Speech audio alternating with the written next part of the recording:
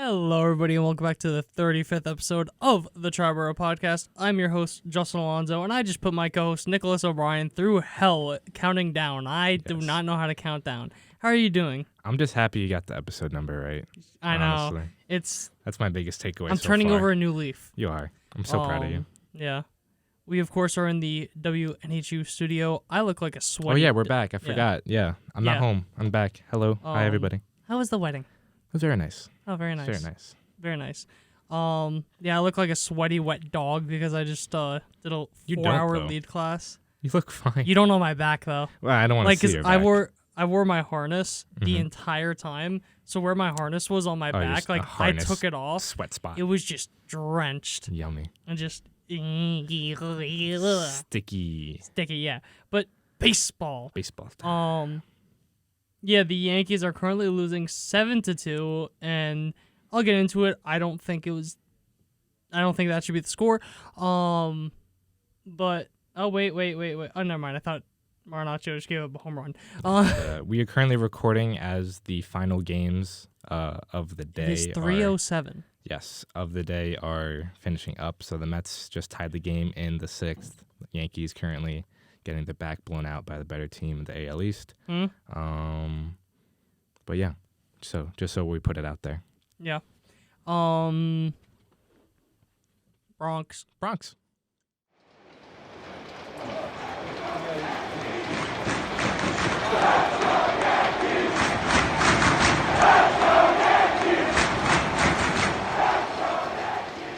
Now entering the Bronx. Hello, everybody, and welcome back to the Bronx, of course. The Yankees have the dumbest name the Yankee of all time, where it's 241. Tony Tarasco. He was on the Mets in 2002.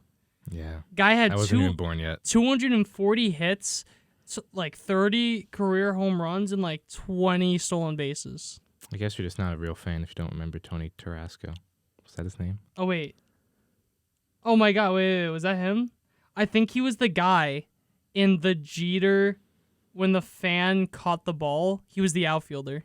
Oh, really? I'm pretty... If what I just saw is correct, yes. I see. I'm not listening with sound, so I don't know, but I think that's what they were showing on the broadcast. But anyways, you good? So the Yankees are about to lose a 4-game series to the Baltimore Orioles. Just some quick notes. Game 1 was a 2-0 loss. You had 10 base runners in this game. Didn't score a single run. You had Clark Schmidt, who, if you take out the first batter of the game, he went 5 2/3 innings with no runs. The only run was off a leadoff homer from Gunnar Henderson, who I'm pretty sure leads the league in home runs. Yeah, he's off to an excellent start. So if you're going to get beat by a guy, Gunnar is the guy right now. But to then shut down the rest of that lineup for the next 4 innings, whatever it was. 5 innings. Like, come on. The offense just has to do something there. Like, I think I would have left him in. I think he definitely could have got that last out. Yeah, that was very... frustrating. I'll get more into it, but going from scoring 15 runs in back-to-back games to getting shut out is not good whatsoever. Ideal. Yeah. Game 2, they actually scored runs. It was a 4-2 loss. You had a solo shot by Wells and Soto for the offense. Nestor went, there's no way that is right. Nestor went 6 innings. I had 8 innings. Giving up 8 hits, 2 walks, 4 earned runs. It was another one of those things where I feel like with the Orioles, they're very annoying in the way that it's a lot of soft contact, a lot of like stuff like that. So I felt probably should have been closer to like 2 runs, just based off stuff-wise from Nestor. I felt it should have been a lot lower than that. But onto a Yankee pitcher that actually did pitch well. Or not actually pitch well, but like outdueled the Orioles. If I would have told you going into the year, Luis Heel would outpitch Corbin Burns, you would call me an idiot. I'd call you crazy. You'd call me crazy. 6 1/3 innings pitched, 2 hits, 0 earned runs, 1 walk, 5 Ks. Corbin Burns was 6 innings pitched, 4 hits, 2 earned runs, 1 walk, 6 Ks, and Oswaldo Cabrera had a 2-run home run. My goodness, Luis Hill's savant page. Dude, it's so... Oh, he's getting me a little hot and heavy over here. You look at, like, all the numbers. The only things that he doesn't really do well are chase percentage, which is kind of weird. And then walk percentage. But I will say the walks have been getting a lot better. He's kind of taken a tick off of, like, his stuff, and you can tell he's significantly better. Like, he's actually pitching? Whoa. Yeah, it's crazy. Yeah. Like, his expected ERA is 70 points lower than his actual ERA. About that? Yeah, 94th percentile in the league. Yeah. Oh, mine's not even updated. I have it at AZ7 because I did all these numbers last night. Yeah, so probably updated overnight. Yeah, I'm but refreshing it. Yeah. It's looking really good. My one thing, though. Oh, my God. No, it's not even 70 points. It's 90. Yeah, no, it is. I will say the one thing about Heel, I want to see a better third pitch. Like a better... He throws a slider right now, but it doesn't grade out too well, and it doesn't look like he has great command of it either. I mean, you could speak more about it because I haven't been able to watch too many of his starts. But, I mean, he's getting away with it, but it's only a matter of time with how wild he throws it. So I think he needs, because his changeup, fantastic. Four-seamer, fantastic. He just needs a better third pitch, whether that be a slider or you tinker with something else, whatever it may be. But I have a bold take that I don't really think is that bold when you think into it, but I think that he has the best stuff on the Yankees. I think when you talk just like pure, especially on the fastball, I think his fastball is... Someone just got ejected. I think it was Boone. Let's see. Live Boone No, reaction. Someone else got ejected. No idea who that is. But his fastball, I think, is the best pitch that the Yankees have out of anyone on their team. His fastball, really? Yes. Wow. You just watch it. It is absolute... Like, the movement on it is disgusting. Yeah. You can make a strong argument, at least for starters, you can make a strong argument he has the best stuff. But like you said, he doesn't really have a third pitch. Yeah. Like, Garrett Cole is the best pitcher because he has 4 pitches he can legitimately throw at any time. Right. Luis Heel really only has 2. But that fastball changeup is disgusting, especially when you consider his fastball averages 96, his changeup averages 91. Yeah, and I will say, funny enough, we have a stat called Stuff Plus. Now, I'm still getting used to this stat. I'm still looking into it, but basically it just grades out your particular pitches and overall repertoire compared to other players. Yeah. But out of the Yankees staff, his fastball grades out as the best fastball on the staff. Yeah. Yeah, his slider actually grades out really well. 117 Stuff Plus. I think it's one of those things where he doesn't... It's probably that the slider may not be that good, but it's a thing of it's better because you're dealing with the fastball changeup all the time. That just kind of... Because you're kind of dealing with that straight... And that straight down majority of the time, then you have something that just sweeps over. Right. So that could probably be the reason why, but I cannot say more positive things about Luis Heel. Yeah, he has been a godsend, I will say, because my biggest thing to the Yankees before the season started was their pitching depth. And Luis Hill just is making me eat my words right now. Yeah. Like 99th percentile on expected batting average. Yeah. Like that. That's great. It's insane. Yeah. Just how the one thing is been. just the walk rate, but like you said, he's tinkering it. He's working on it. So like, I don't think that's really something to be worried about, but just keep it up. I want to say in the last 2 starts, he has either 2 or 3 walks, which it still should be taken down a little bit. But like for a guy that was averaging 9 walks per 9, a walk an inning, hell yeah, you take that. If he has 1 or 2 walks in 6 innings, like, are you kidding me? As a guy that's supposed to be your 5 starter. Yeah, he walked 1 guy in this game against the Orioles, 2 against the Brewers in his last start, 3 against... Oh, no, I lied. Yeah, 3 against the Rays the previous start. Yeah. So it's getting better because before that one, he walked 7 Blue Jays. Yeah. So it went from 7 to 3 to 2 to 1. Yeah. And I think that part of it is he's been taking something off it. Right. You know what I mean? Something off the fastball, something, whatever, and just he's pitching a lot better because of it. Because like the numbers even said, his fastball is absolutely disgusting. He can afford to take some velo off and still have just absurd movement. Yeah, and that's something I've liked that I've noticed Rodon has doing. Obviously not a great start today, but I have some opinions on that. But yeah, but he, to my knowledge, from what I've seen, he has had more success taking off that fastball and then reaching back to grab the 98, the 99 when he needs that big out. Joe Girardi mentioned it on the broadcast. I don't have the exact point, so I'm gonna round whatever. Yeah. But he said first time through the lineup, his fastball averaged 94, second time 95, third time 96. Right. So in which I kind of like. I love that. In the sense of you're not throwing 96 out of the gate, you're building up to that. And I feel like for an arm that you would think that has to be better. Right. And plus, forget about, obviously health is more important here, but just from a results standpoint, if you think about it, if you're throwing 96, 98 out of the gate, these are major league hitters. They're going to catch up. But if you start slowly ramping up, they have to adjust their approach because they're dealing with a faster fastball. Exactly. So I absolutely love that. Yeah, and also a thing of if you're throwing 98 and then you gas out and you're throwing 94 in the third time through the lineup, you're going to get crushed. Right. So it's a lot better going this way. But then going into this game, I'm not going to sugarcoat it. He did not have a good outing. But I didn't, let me preface, I was driving when all the home runs were hit, so I didn't actually see them. So I don't know how good they were, what the pitch was, whatever. But the runs that he kind of gave up when it started kind of that big rally were kind of fluky, where there was a ball that when I say this, I'm not exaggerating, was at Adley Rutschman's ankles, maybe even lower, that he just dug out and hit a double one. Right. There was another one, it was I think it was Ryan Mountcastle, at his eyes, that he slapped the other way for a single and knock in Rutschman. And then there was a play where Volpe made this crazy stop and threw it to Glaber, and they most likely were only going to get one.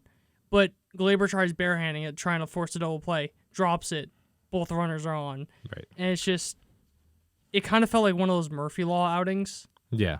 Through 3 innings, he had 5 strikeouts. Right.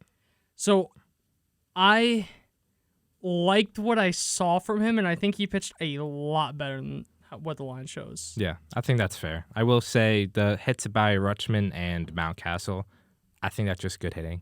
They were both great. They were you know what I mean? He just got beat there. They were both just great hitting. Right. That's yeah, but the Glaber play just has to be made. I mean, look, if you're not hitting, you have to show something on defense. Unless you're not a positive asset on this team. Yeah. So you have to show something. If you're not hitting, you need defense, and if he's not having defense, then it's another discussion. But I will get into more of the hitting with Glaber, or more of the fielding with Glaber, rather. Yeah. But that's all I really have for the series, just kind of some overall thoughts. Very impressed with the pitching. Today, obviously, whatever, I still think that was a little fluky. But the Orioles had the second best WRC plus in baseball. You held them to 2 runs, 4 runs, 0 runs. Yeah. Yeah, it's a matter of the offense. At their home park. Right, the offense had to show something, and they didn't. Because like you said, this team's been hot. They're obviously an excellent team with a lot of young hitters.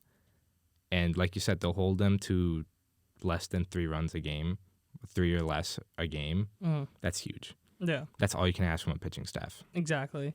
But when it comes to this offense itself, they've been shut out 5 times. Now, this part, I saw this stat, I want to say it was after game 1, so I don't know if it's still accurate or not, but they were tied for second with the most games scoring 5 or more runs. Right. While being shut out 5 times for the 5th time in Yankee history through 30 games. Right. So it's kind of just this Jekyll and Hyde act where it's they didn't really need the power earlier in the year, but now they're kind of relying on it. Right. Where it's if they're not hitting home runs, they're not scoring. Now it's a little all or nothing. I mentioned it to you, I think it was after the first game. It's feast or famine, right? Yeah. You're scoring 5 runs or you're not scoring at all. Mm.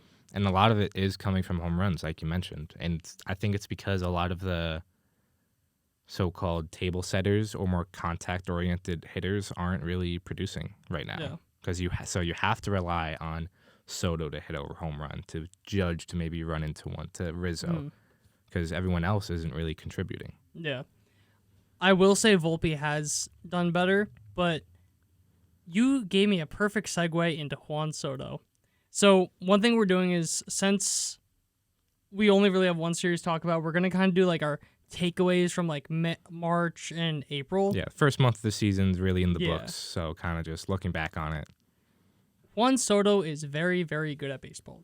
It appears so. These numbers are Babe Wake Up, Michael Tonkin on the mound.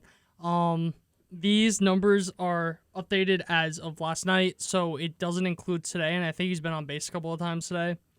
He has a 325 batting average, 438 on base, 581 slugging, a 1.019 OPS with 8 homers. That's MVP. Yeah. That's MVP numbers. That's all cool and all, but you want to hear something crazier? Yeah. His underlying numbers say that he's getting unlucky. His on base is 438. Expected weighted on base, you could literally read just his on base for those that don't know. Expected weighted on base, 453. Insane. His slugging, 581. Expected slugging, 632. That's just insane stuff. His numbers, his OPS should be at about 1,100 based off those numbers. Yeah. You have a guy who's probably the favorite in the AL for the MVP right now, and he's getting unlucky. Right. Now, I will say, I wouldn't call it unlucky, but I would call it more... I don't know how to put it, but... He's not doing as well as the numbers suggest he should. Right. I mean, I think it's just a good look that obviously, and I'm not saying it was ever a fluke, but this is Juan Soto, and this is what you can expect for the whole year. Yeah. And to put if you look at his baseball savant, the only thing that isn't good is his sweet spot percentage. But you look at his sweet spot percentage throughout his career, this is his career high. Right. And it's at 62%, so whatever. But I took the time to look at all the numbers throughout his career. He has a career high, and I'm not counting 2020 because 60 games, whatever. Yeah. Career highs in barrel percentage, expected batting average, expected slugging, weighted on base, expected weighted on base, hard hit percentage, and the lowest strikeout percentage of his career. That's literally career highs in pretty much everything. Yeah. That That's I think insane. I think he's like a little bit lower in walks. Oh no, but he's still 99th percentile in walks. Right. Like Insane. Like that's all like good. Yeah. All really good. The thing that has shocked me the most, 84th percentile in fielding value. He has a 97th percentile in arm. 58th percentile in outs above average. And just I'm refreshing it to see if that got updated because he made like a couple nice plays in the field today. But that is absurd. Yeah. You get like the best. If you are getting league average defense from Juan Soto, that's a lot. You're getting elite. Basically. Like I think anything above like 80-85% is elite. So Yeah. 84, call it 85, whatever. Right. Is elite. Yeah. He is.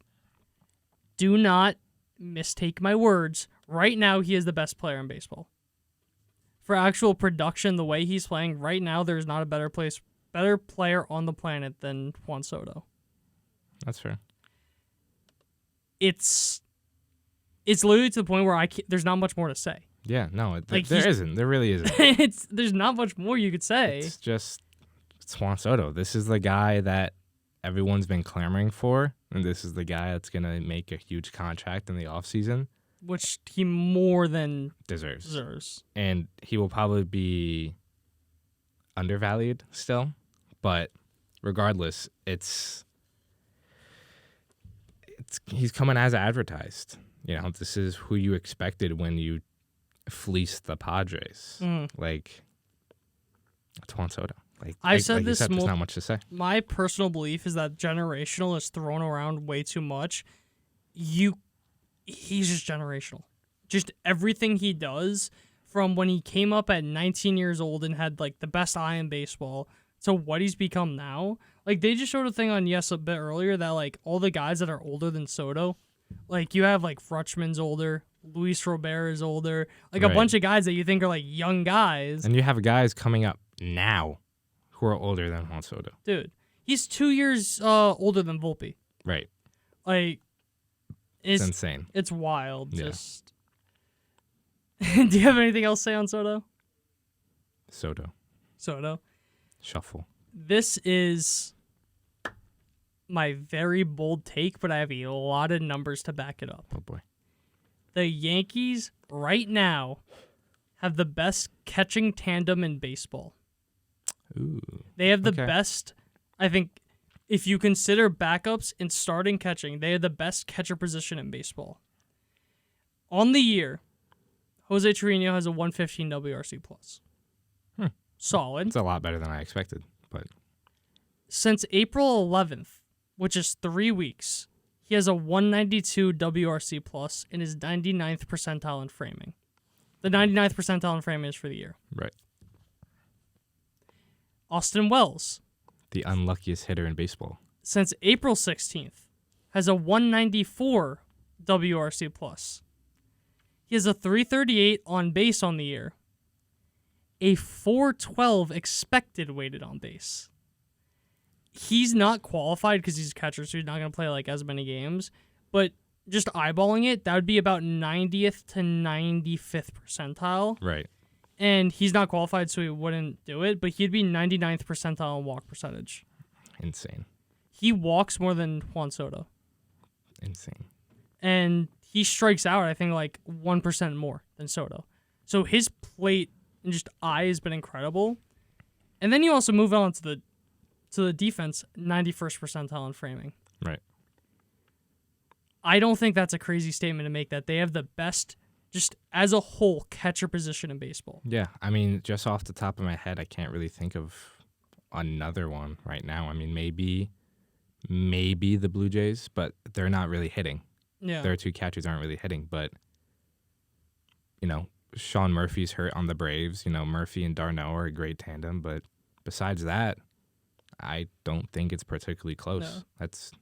You literally have two top 8 framers in the game. Right. And you have both of them who over the last 3 weeks have a 190 plus WRC plus. Right. Like, that's from a catcher, that's absurd. That's insane. Like, yeah. You're fine with Triboro having a 115. That's incredible. Like, you're way more than happy with a 115 from him. To have a 192 over the last 3 weeks is absurd. Right. Like, it's almost at the point that, and this may be crazy, but I wouldn't hate if they DH'd Wells on the Stan off day. Yeah. I wouldn't hate that. I wouldn't hate that either, no. Like, that, especially if Stan's, like, kind of doing this, like, iffiness, right. If they're both hitting, like, play the best guys. Right. You want your best hitters in the lineup. And Rutschman plays every day. Yeah. He just doesn't catch every day. Yeah.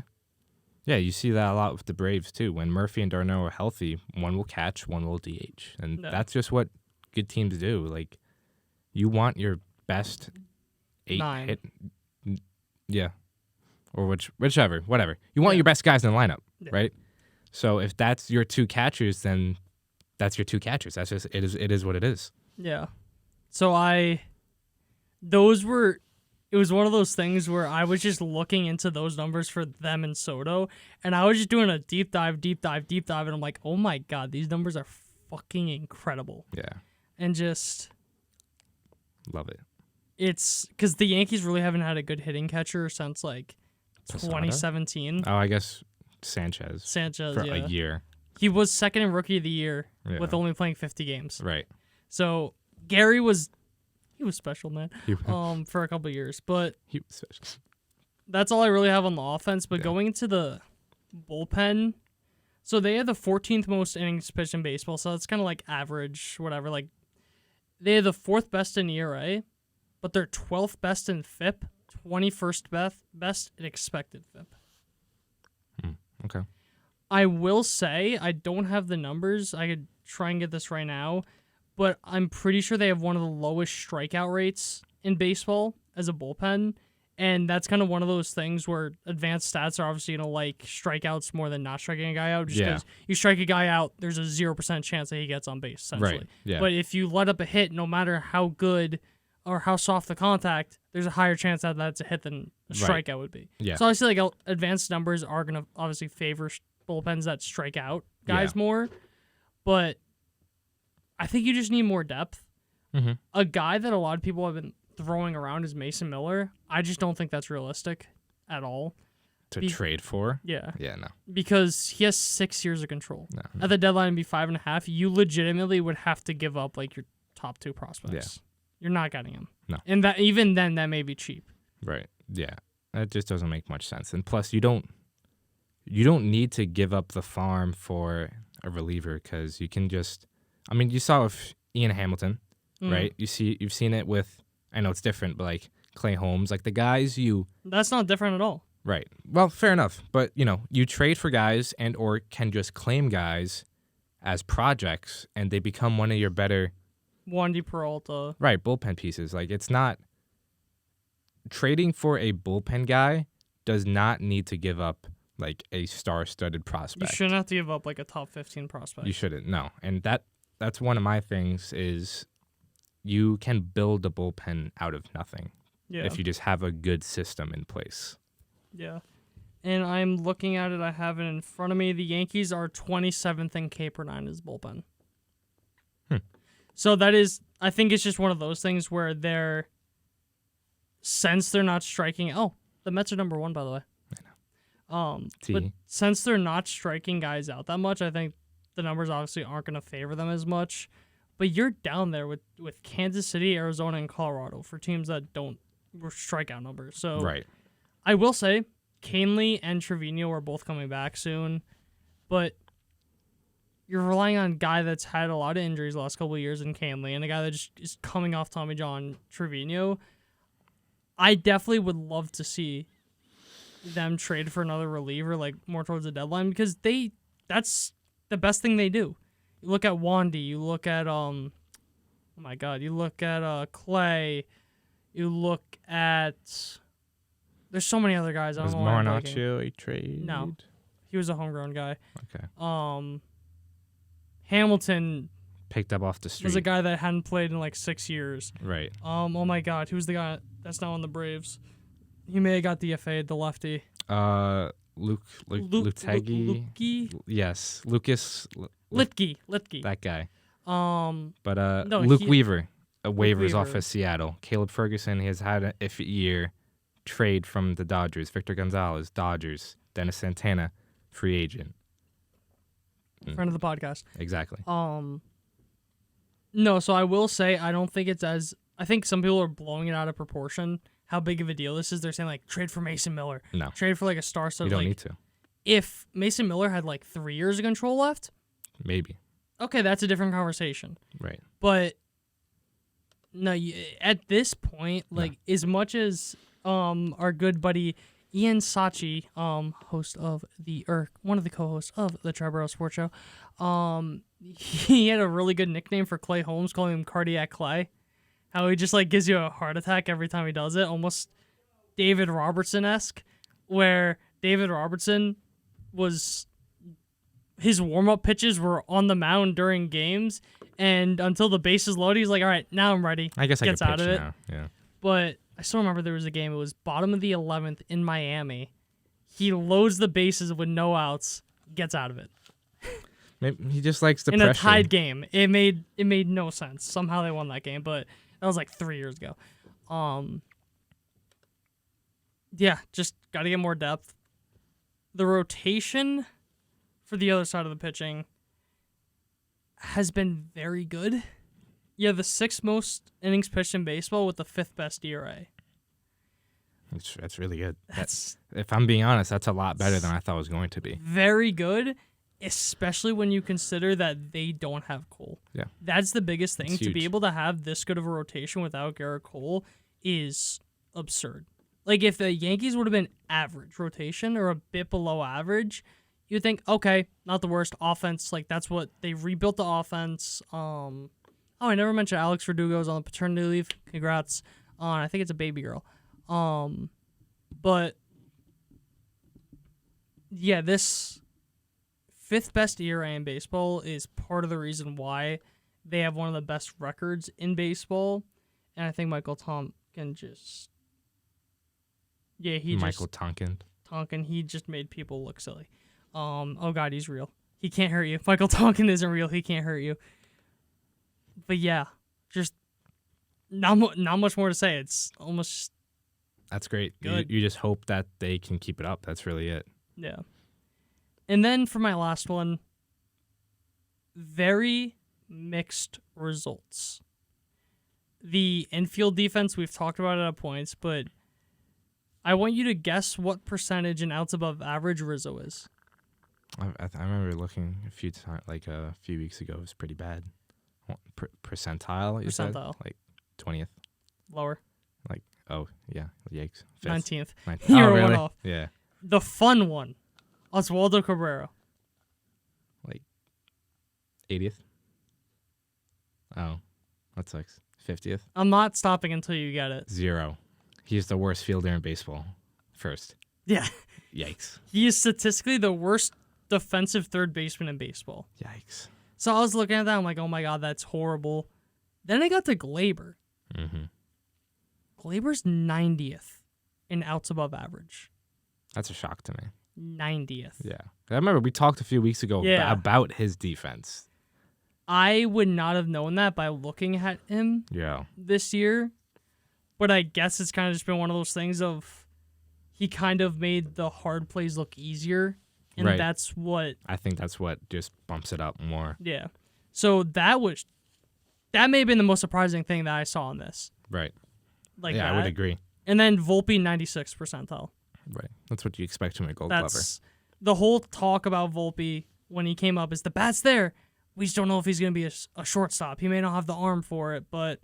Right. He's been doing just fine. One of the best defensive middle infielders in all of baseball. So, and that's, by definition, not even close to hyperbole. So, I was going to go on a whole rant about how the infield defense is horrible, how they got to figure something out, but now it's just a thing of when LeMahieu comes back, he's probably going to be playing a lot more at third base, especially because Oswaldo, which can you really even rely on that? But say that you can, theoretically, then Oswaldo's going to kind of be phased out more, that super utility role. Then if Rizzo can kind of just get off his ass defensively. Yeah, you kind of hope that Rizzo can just, even if he's not going to be Gold Glove Rizzo, that you hope he could be average. League average, that's all you need. And I think, especially at first base, and I think that's all you can really ask for at this point in his career. If this is who he is, I think league average is just fine. Yeah, I couldn't find the year-by-year percentile for outs above average, or like the actual numbers, but this is like, it kind of had like the colors, but it didn't have the numbers, and this is by far the worst he's had in his career. Like, not even close, just worst. So, very...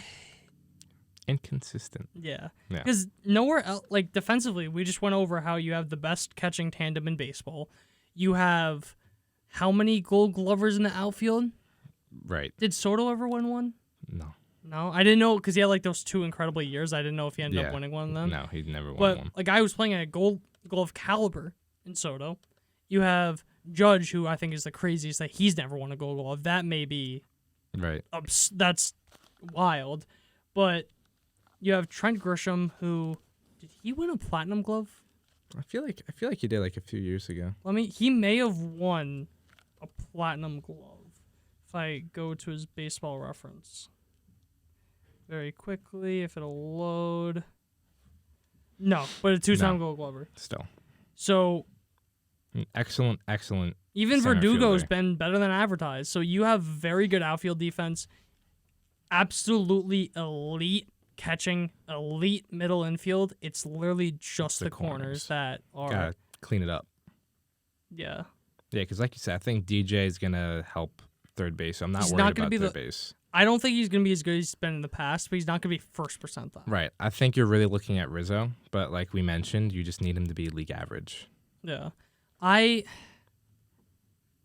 have hope he'll figure out whatever this is. I don't know why. I don't know what's giving me that hope, but I just have hope that he will. That's really it for all the takeaways and everything I got. The Yankees are going to be starting a 3-game set in the Bronx against the Detroit Tigers, and the probable pitchers will be it will be Reese Olson versus Marcus Stroman, Casey Mize versus Clark Schmidt, and then Tariq Skubal versus Nestor Cortez. Ooh. They got a tough 3. Yeah. Reese Olson, he's 0 for 4 with a 3.18 ERA. Yeah. No, but Casey Mize, he has a 3.08 ERA. Tariq Skubal was kind of one of my dark horse Cy Young guys. He has a 1.72 ERA. He has a 4-0 record. They win when he's on the mound. That doesn't really matter, but it's never fun to see when you see that. Yeah. They got their work cut out for them. Tough matchup just because of the pitching. Yeah.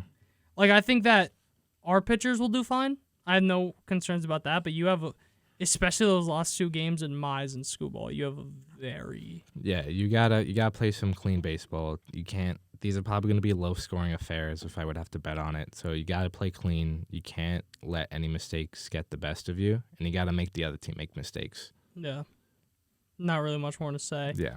So, yeah, that's all I got unless you want anything more to add. No, I mean, overall, I think you got to be happy with this Yankees start. Obviously, there's a few things that you would like to clean up and or just be more consistent. But I think pitching has been better than advertised. Juan Soto has been as advertised. But you're kind of waiting for a lot of the bigger guys to just get on like an actual streak, not just like one good game. Bad. Oh, he's back. Bad.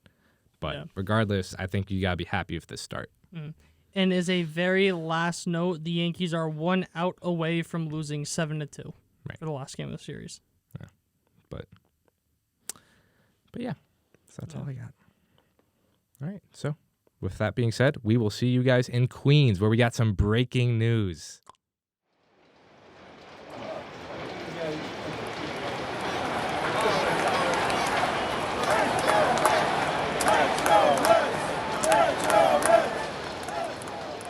Now entering Queens.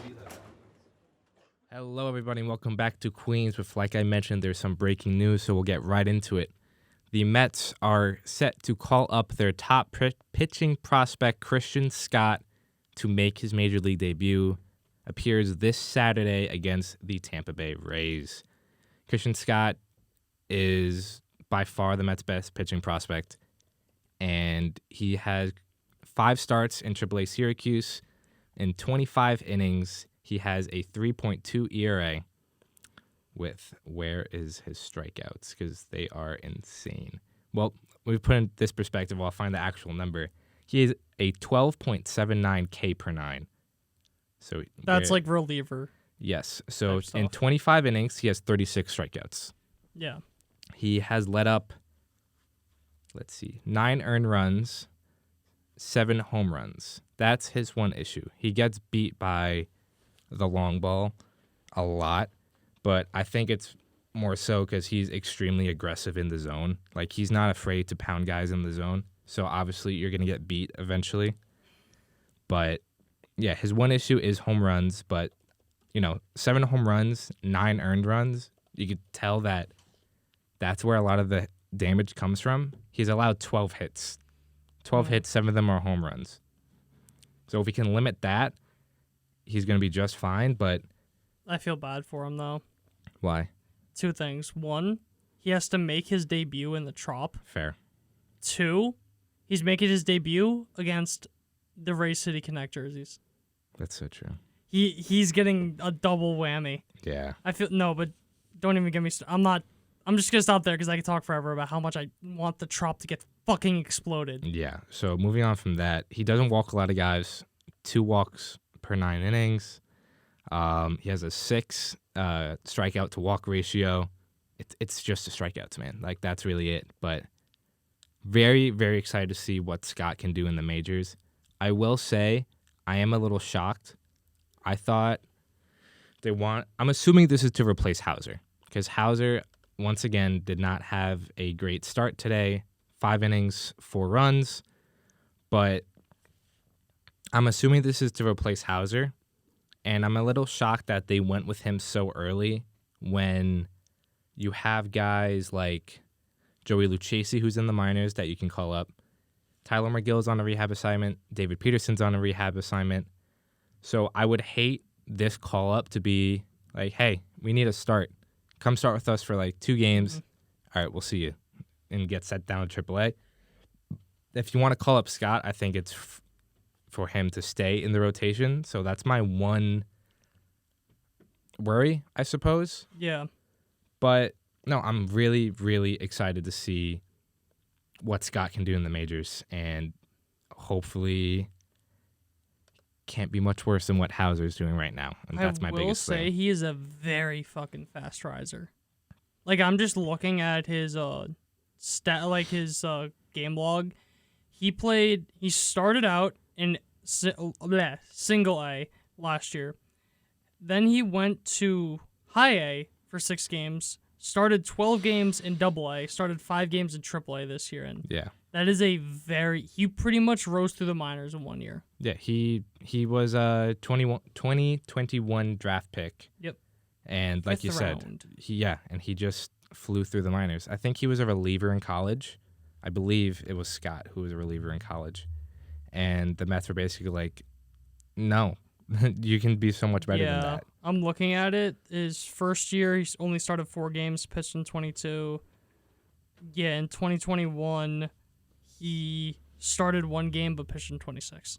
Right. So I'm very excited, again, hoping this is to replace Hauser, who has just not been good for the Mets so far.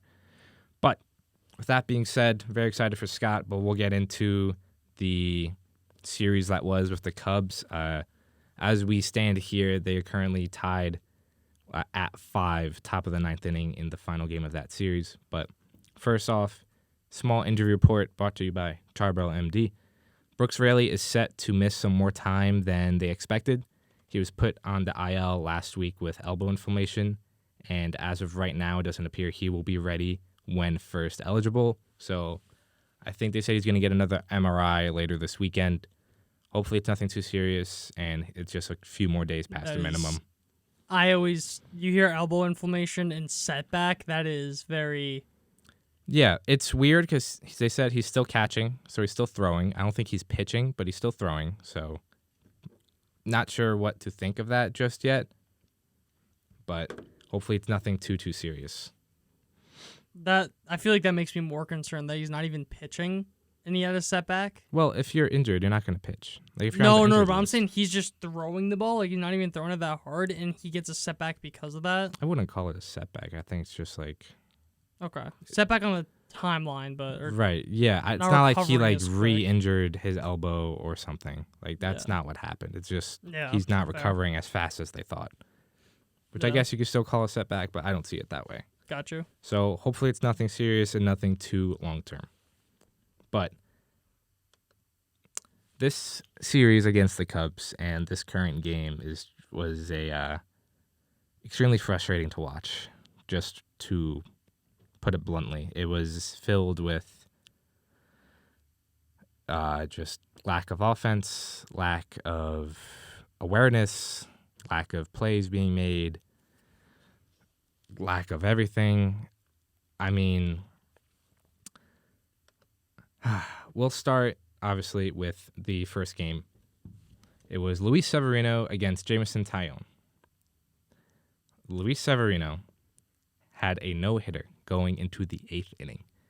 Up to that point, he had pitched 7 no-hit innings, walked a few guys, but that was it.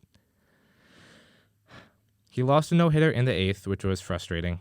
A little, it was a clean hit, but it was a little just soft hit that just got over Lindor's head into the outfield. Sucks. I honestly thought he had it. Like, going in, once he made it past the 7th inning, I'm like, holy crap, I got to start making a graphic. Yeah. Like, he might be going the distance. But of course, once I said that in my head, the baseball gods heard it and said no. But, so he lost the no-hitter in the 8th. It was a walk and then a little single. So it was runners on the corner. I believe it was 1 out. It was a ground ball up the line to Joey Wendell, who playing at third, because they took out Mark Vientos, which I completely forgot about, who was sent down the Tuesday. It was a ground ball to Joey Wendell, replacing Mark Vientos for defensive replacement. Instead of throwing home, where there was an obvious play to be made, even if it was going to be bang bang, there was an obvious play to be made there. He tried to turn a double play, and that let the run score to tie the game. Now, obviously, if you want to win a game, you have to score more than 1 run. It shouldn't have to come down to that, but ultimately it did, and Joey Wendell made the wrong decision. There was an obvious play at home that he just did not make. And look, do the Mets maybe win that game afterwards? Maybe. But that tied the game, and that kind of just...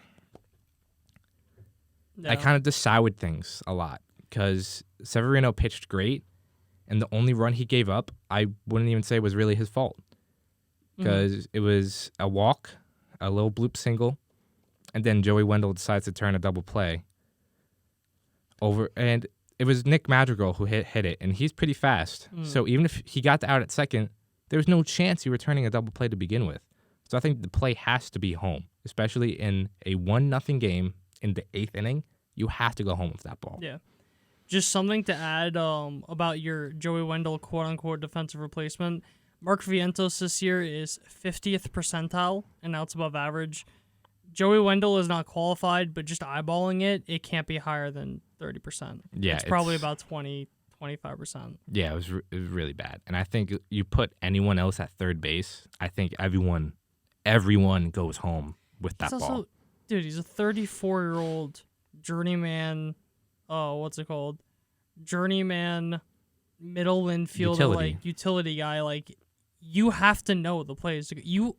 You're on the roster because you are supposed to be a guy that can play defense, makes the smart plays, does his job, and to not make that play, that's horrible. Right, and it's not just this play either. It has been multiple plays that he has not made. And as a defensive replacement who is not offering much on the offensive side of the ball, you have to make these plays, and you can't be making errors that lead directly to runs. Yeah. Like, this wasn't minus the worst 2 outs one, above average. Right. Like, this wasn't the most egregious.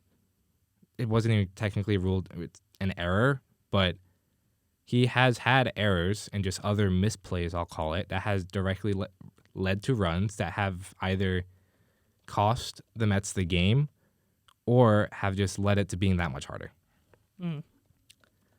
So it was just extremely frustrating, but then in the top of the 9th, Edwin Diaz was human as he gave up a 2-run home run to Christopher Morel. It was just at a fastball that just got too much of the plate. But again, if you want to win a game, you got to score more than 1 run, which was a leadoff home run by Brandon Nimmo. And that was it. That was your entire offense. Lead off to start the game. To start the game. I hate when that happens. And it's that was the only run. Thing on the planet. Only run. And I'm pretty sure they didn't have a runner in scoring position until the bottom of the 9th. Yeah. So, very frustrating game. Yeah. Game 2, Sean Manaea pitched. He pitched well, but just the walks killed him once again. Only made it through 5 innings, 3 walks. I mentioned it in the mini episode on Tuesday. The Mets have the worst ball percentage and the worst strike percentage. They have a 60-40 strike-to-ball ratio, which is the worst in the league. And obviously this is Where do you find that? I did it on my own. I didn't do it on my own, but like I did on Fangraphs, you can see how many pitches they've thrown and then how many were balls, how many were strikes. Okay, gotcha. So like I did that calculation on my own. Yeah, it's not like you're doing rocket science here. Okay. Yeah, but so there's that. But Manaea pitched well. It's just the walks that keep killing him. And offense really only came from DJ Stewart. Had a 3-run home run late in the game to put the Mets ahead. And that was really game 2. There was really not much else going on there. Game 3, was another loss that the offense just did not show up again. It was a 1-0 loss that ended in some controversy, which we'll talk about in a second. Jose Butto, he's looked excellent. He pitched well yet again. I've really liked what I've seen from him, and I hope it's him not getting the short end of the stick. Hope it's Hauser, or just Hauser getting moved to the bullpen. But I hope he doesn't get the short Butto of the stick. Yeah. It was right there. It was right there. Yeah, Jose Butto has looked excellent, so really happy about that. But the big story of this game was the last play of the game, where Pete Alonso was thrown out at home, which I will say, excellent relay. So Alonso was thrown out at home. Starting this year, the commissioner's office has made it more apparent, I guess, about the blocking of a base or They've kind plate. of clarified it and put more of an emphasis on it. Yeah, of blocking the plate or a bag. Basically, if you block the bag or the plate, then that runner is automatically ruled safe. So the Cubs catcher was set up on top of home plate. His foot was on top of home plate, which a memo that Andy Martino was circling around on Twitter that was sent out to all teams, it quite literally says you cannot have your foot on the plate or base or whatever. We'll put up, if you're watching on YouTube, we'll put up a picture of the memo here and a picture of what the actual play was. Yeah, of the catcher. But basically, it's a picture of following setups are illegal without possession of the ball and place the catcher in jeopardy of a violation. The first picture states foot on the foul line or home plate. The Cubs catcher, his foot was on home plate the entire time. The entire time. Now, another thing that got added on today, on Thursday, Steve Gelps of SNY talked to someone at the commissioner's office to, get some clarity. And basically what he was told is that it's up to the umpire's discretion. If him standing on the base or the bag directly led to a violation of the rule and affected the play. And obviously the umpire on field didn't think so. The replay center in New York didn't think so. But my issue with this rule is how subjective it is. Yeah. And we Either talked you about were or it. you weren't. Right. And we talked about it on the radio before the season. And I said that this rule is going to cause so many headaches because it's extremely subjective, like a lot of other rules in baseball are. The other thing is, if you want to add new rules, enforce them. If they're going to be lackadaisy about it, then what's the point of the rule? If there's a new rule in place, enforce that rule. So no matter the replay, the umpire on field, the call stand, Alonso was thrown out at home to end the play. It was extremely frustrating. Carlos Mendoza was completely fired up. He got a little bit of a hot mic at the end there, which I just love. His inner Aaron Boone came out. I know, he taught him well. But it's just extremely frustrating to watch a game just, I don't want to say get taken away from you, but it definitely cost them some hope, I will say. But at the same time, I have two other points I want to make on this. You got to score runs. You got to score more runs if you want, to put your best foot forward and to do what you can and not leave it out of your hands to decide the game. Yeah. If you don't want the game to be decided on replay, you got to score more runs so it's not out of your control what happens. You shouldn't be going into the bottom of the ninth without a run. Right. That's I don't want to say you're asking for something to happen, but you're kind of just making that a much higher possibility. The margin for error is minuscule. Minuscule. And unfortunately, they just didn't, luck wasn't on their side, I guess. My second point is Ian Happ, the left fielder on the Cubs, has an excellent arm. He has graded out on Baseball Savant as an above-average arm for a majority of his career. it was not a deep fly ball. You have Pete Alonso on third base as the tying run, who is not a fast runner. After Jeff McNeil, who flew out, you have Brandon Nimmo, who came in late in the game to pinch hit. It's an extremely aggressive send, and I understand that because it is a 1-0 game. With no outs, I think I'm okay with it because you had JD Martinez standing on second. With 1 out, which was the situation at hand, I wouldn't have sent him. Alonso is just not that fast of a runner. And like I said, Happ has a good arm. And they made an excellent relay. It was Happ to third baseman Madrigal to home. It's tough to get upset at that because it was just a perfect relay. But I don't think I would have sent him. And it was extremely frustrating. Mm. Yeah, it's also a thing of, correct me if I'm wrong, but like Alonso was like clearly out, right? No, it wasn't clear. That's the other thing was that it was a very close play. Okay. But the call in the field was out, so I don't think there was enough evidence to overturn it. Okay. It was not he was out by a mile. It was bang bang. Mm. Yeah, I think if it's bang bang and then you have so much cloud circle, like you said, the margin for error is so small. That's just... Yeah, it's frustrating. But no, the other thing is he slid head first. His arm kind of popped up over home plate before coming back down. So it's a matter of, did his hand get down? When was the tag applied? Yada, yada, yada, whatever. But too close to overturn. Tie goes to the runner, is out of here, I guess.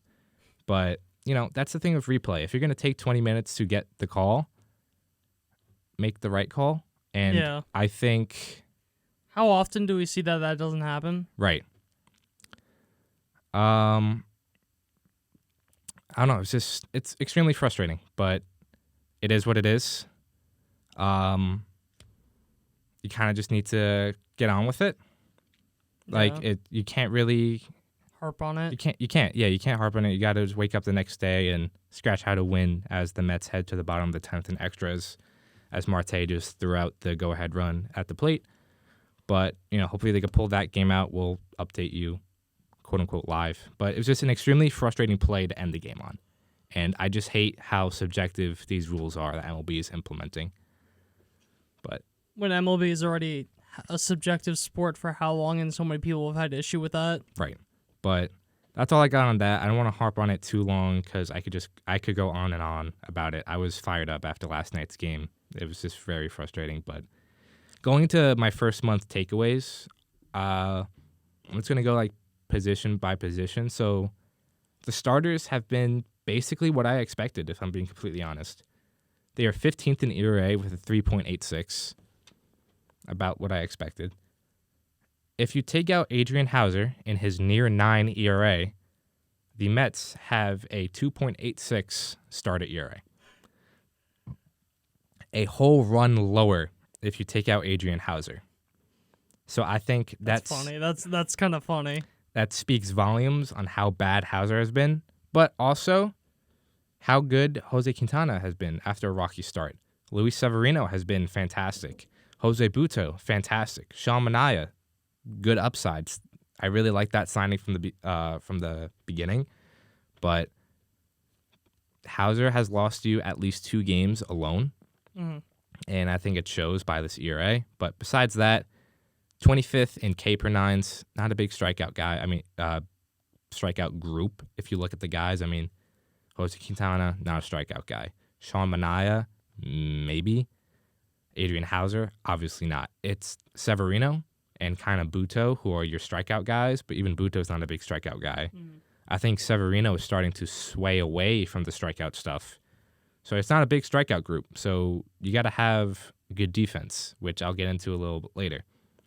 But the opposite side of that, they are 30th in walks per 9.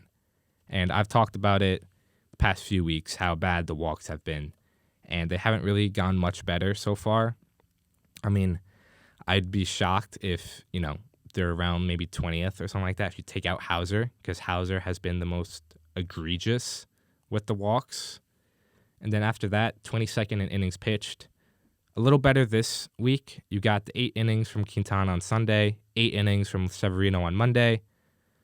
You got 5 from Anaya, and then 6 from Buto, and 5 from Hauser today. So it's getting better. It's getting better, but still not where it needs to be. Definitely some room for improvement. Not gonna. Yeah. Yeah. I got a little lost in the sauce with the numbers. I'll be a little honest with that. No, I had a thought, but then I was like, maybe. Yeah, I mean, the biggest thing is they're not strikeout guys, so you can't walk guys because you're not going to overpower them. Yeah. That's my biggest takeaway from this is if you want to walk guys, great, but you got to have the stuff to strike out guys, which they don't. I am about to bring up, and I know this is such an unfair comparison, but Greg Maddux didn't strike guys out, but he also didn't walk guys either. Right.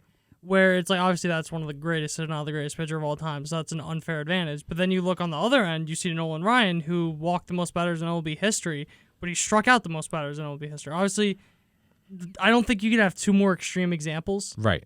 But that's the point you're trying to make. If you're going to walk a lot of guys, better damn well strike out a bunch. Right. If you're not going to strike out guys, you better damn sure not walk any. Yeah. And, yeah, so that's really the biggest thing. Besides that, the rotation has been fine. I mean, hopefully Scott kind of gives this rotation another life. Something, yeah. Yeah, a little more. He obviously brings some strikeout stuff, so we'll see what he brings to the majors. But moving on from that, the bullpen has been amazing. I mean, quite frankly, it's one of the better bullpens in baseball. They are 6th in ERA with a 2.77, 1st in K per 9, 4th in hard hit rate, meaning they don't get hit hard. 4th lowest hard hit rate. Yeah, it's been a pleasant surprise.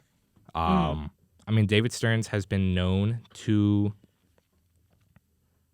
build bullpens, I guess. Yeah. No, that's a fair thing. Like Cashman, that's what he's known for. He's known for being able to build good bullpens. Right, and so far it checks out. I mean, Adam Ottavino is having a fantastic year. I'm pretty sure he leads the at least relievers in WHIP with like a 0.4. So Ottavino's looked great.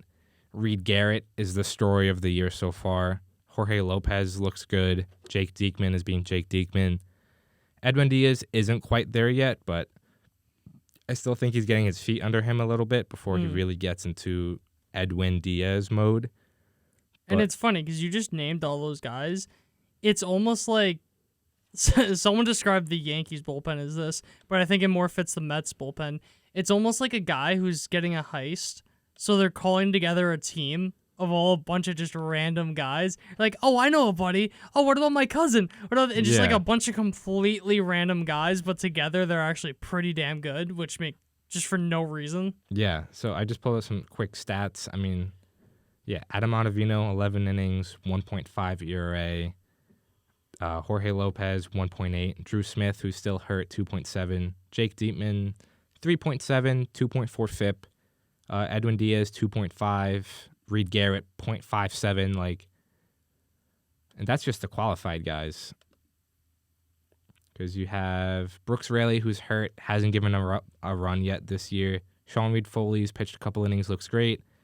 And Michael Tonkin, whatever. But no. So the bullpen has been a godsend. And I think it's going to be one of their strengths coming or throughout the year. Because they also, like I said, have guys on the shelf and other guys who can help later down the line. But, yeah, the bullpen has been a very nice surprise for me, which I think was one of their most volatile positions going into it. Kind of you didn't really know what you were gonna get out of Lopez and Diekman and yada yada, but very, very pleasant surprise. Now, moving on from pitching, their offense has been abysmal the past 2 weeks, but overall has been solid. 14th in WRC plus with 102, 14th in walk percentage, 4th in strikeout percentage. So they're walking a decent amount and they're not striking out, which makes sense. Like checks out. That works. And then the two iffy things, they are 29th in hard hit percentage, so not really hitting the ball hard. Mm-hmm. Although they are 13th in barrel percentage, so when they do hit the ball hard, they're barreling it up. 24th in BABIP, so maybe some luck can go their way later down the line, but offense definitely has some potential. I mean, Nimmo has been getting very unlucky. JD Martinez just got here. That was the big thing I was going to mention, that him just being added to the lineup is just because you're taking out I don't want to say a black hole, but almost a black hole at DH. DJ Stewart held his own. I will say he was a pleasant surprise. I was going to talk about him next. That his batting average isn't nice, but he's like Kyle Schwarber off the bench almost. He has a very high on base percentage, and he's slugging at a decent clip. That he earned himself a spot to keep on this roster. But yeah, I will say JD does bring a more established presence to that DH spot. You feel a lot more comfortable. Like, no matter he's hitting well, like if I'm a pitcher, I'm not going to fear DJ Stewart. You know what I mean? But like comparatively to JD Martinez, I'm going to feel a lot more scared, and I'm going to have to overthink a lot more pitching to JD Martinez, who I know there were points where he was like one of the best hitters in baseball, especially 2018, granted, a couple of years ago, but still last year he had one of the best like home run per plate appearances in all of Major League Baseball, in 33 in like 120 games, something crazy like that. So I definitely, even if it's a production may not go as much up, like maybe only like a little bit up, I think that fear factor and what it does for everyone else in the lineup is going to affect it a lot more. Definitely. And then going off of that, Alonso has had a very weird year. His overall stats look okay, but he just hasn't looked like Alonso so far. Obviously, Lindor, everyone, he's the focal point of everything. Lindor really hasn't gotten going. Brett Beatty had a hot start. He's struggling as of late. Jeff McNeil has been okay. You lost Francisco Alvarez. List goes on and on. But once this offense starts clicking and gets quote-unquote right, it has some potential to be one of the better ones in the league. And if the starting pitching can hold to be average and the bullpen hold to be elite, things may begin to break. You got a good wild card on you. Exactly. And the last point I want to touch on is defense, which I alluded to a little earlier. Has not been good. Yeah, sorry if I stole whatsoever. your thunder on Joey Wendell and No, it's Gantos. fine. Yeah, they are, as a team, they are 22nd in outs above average with -6.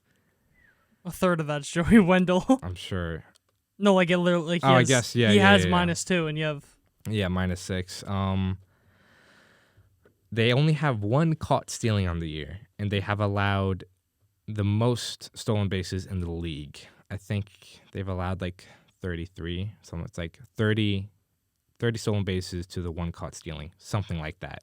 Now, do you think that's a thing of the pitcher or the catcher? Catcher. Okay. I think Narvaez has been so slow to. I mean, look, it's both. I mean, if we really think about it, it's always going to be both. But I think so far it's the catcher that is causing more of the issue. Like, I would put it 80-20 catcher. Okay.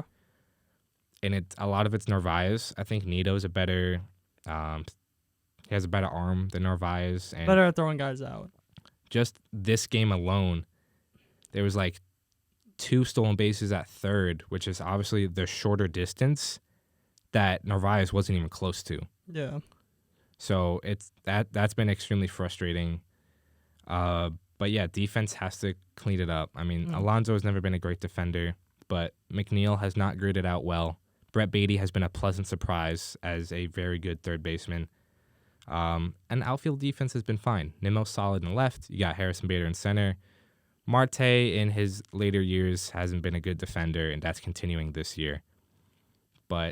And it's not just like defense that obviously goes. And I'm sure Lindor is doing. Yeah, Lindor. I didn't even touch on him. That's what I'm saying. You didn't mention him. I figured it was just because Lindor's doing Lindor things. Like he's fine. Like he never brings the bat onto the field. Like if he's struggling on offense, his defense never like falls behind or whatever. I think that is a very underrated aspect, I and agree. just to get Lindor 98th percentile on outs above average. Right. Because you look at guys like Glaber, where if they're struggling at the plate, they're going to be struggling in the field. They're struggling at the field, they're going to be struggling at the plate. So I think that is that definitely is not something to scoff at. Yeah, I agree. And I think that has a lot to do with Beatty's, I would call it, transformation to a above average third baseman, because of the fact that, he's kind of the same deal. Beatty is not having a good offensive season so far. And wow, that was a weird play. Sorry. Holy crap. Excuse me. But Language. yeah. Beatty has not had a good offensive season overall, but his defense has been good. So I think that talks a lot about Lindor and his leadership as well. But the last thing I want to touch on overall is I think the Mets have found a guy in Carlos Mendoza. I'm extremely, extremely impressed with what I've seen from him. And it goes to, what he did with Quintana on Sunday, walking out to him, kind of gathering his thoughts, and then ultimately leaving him in to get that last out to finish 8 full innings.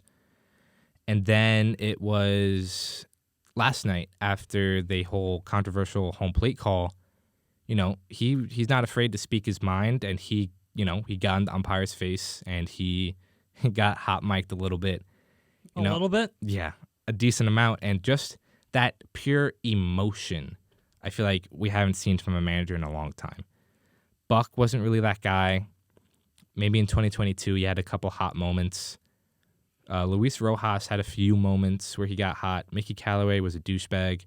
But yeah, Carlos Mendoza has been a very pleasant surprise. And as a numbers guy, as you know, I'm very impressed with how he's handled that approach between the numbers and the feel. Because Quintana on Sunday, that last out was Wilson Contreras, a righty against a lefty, a power hitting righty against a lefty. I'm pretty sure he crushes lefties too. I'm sure he does. And on paper, that's a horrible matchup. But Quintana's feeling it. Quintana feels good. Manager goes out to talk to him, and he leaves him in to strike him out to end the 8 innings. Mm-hmm. I absolutely love that. So I think he brings a good balance of both, look at the numbers, but at the same time, you got to have a feel for the game. Yeah, no, he also went to the Aaron Boone school of fuck you umpires. So that probably has to do with it. And let me, so that's average. Let me get the advanced numbers up. He has a 116 WRC plus versus righties, 136 against lefties. Right. So horrible matchup on paper. Yeah. And yet he's still stuck with his gut, still stuck with his guy, and left him in to finish those 8 innings, which was, it's huge from a results standpoint because, one less reliever to use or whatever. But from a player perspective, that's got to be huge for your confidence. Yeah. To be able to talk to your manager and be like, I got this, and for him to trust you and give you the ball, I think that's got to be huge for a player's confidence. And that's what I've seen so far from him. He's just such a player manager. I love it so far. Aaron Boone school. Love it so far. But yeah. Overall, this Mets start has been probably what a lot of people expected. They're playing like a 500 team, which a lot of people pegged them at. They have some good stretches, and they have some bad stretches that they're currently going through. And I think that's just kind of what this team is going to be. I don't think they're going to be, consistently bad or good. They're going to have hot stretches where, holy crap, this team might win 90, to holy crap, this team might lose 90, So overall, I am content with this start. Yeah. Especially... Did I just bore you that much? No, I am. I get it. Nah, that's cool. No, I'm sorry. I met Joe Morosky today. I had a big day. No, but okay, I'm not. No, I'm done. Okay, thank you guys for listening. Your turn. Right. No, you did outro. No, I'm not gonna say it now. Please give me your thoughts. No. Okay. I don't want to. Here we are on the bottom of the 11th. I'm not going. Okay. Because I forgot what I was going to say now. Fair enough. But, yeah, so if you can't think of what you're going to say. Oh, wait, it'll come to me. Okay. Well, wait. It'll come to me. How you were talking, how there were just a bunch of like, oh my God, this team's going to win 90 games. Oh my God, it's going to lose 90 games. I think that's kind of just what this team is, where it's going to be so inconsistent, especially, like, look, you signed, because I could speak to Luis Severino and I could speak to Harrison Bader. Those are the type of players. You are either making the World Series or you're not making the playoffs. Yeah. Like, that's what they feel like. They either feel like the best hitter and pitcher in baseball, or they feel like, oh my God, how are you playing organized baseball? Yeah, it's pretty funny. But yeah. They're both just the embodiment of that mindset. But, yeah, so if you got nothing else to add. No, I got it because you actually let me say it. Okay. But so this will be our last episode in the studio. We're both currently finishing up school here at the University of New Haven. But, we'll be back next year or next semester in the fall. We'll be back in the studio. But be sure to keep up with us over the summer, But, yeah, I'm going to miss the studio. I am too. It's very, so nice. very professional. So very. nice. I'm sure it's much better for you guys as well. Yeah. But yeah, so that's where we're at. But without further ado, the last outro in the studio for the year. Thank you guys for watching. Thank you guys for listening. If you enjoyed, please give us a follow on Instagram, Twitter, TikTok, Facebook, all under Triboro Podcast. Listen to us on Spotify. Give us 5 stars there. And then also, we have one last show on Friday on the Triboro Sports Show at 88.7 WNHU. Links are in the description. It will be Ian's last radio show. So if you watch this before 4 p.m. on Friday, go check us out. Links are in the description. But thank you guys again for everything, and we will see you in the next episode. See you guys next time.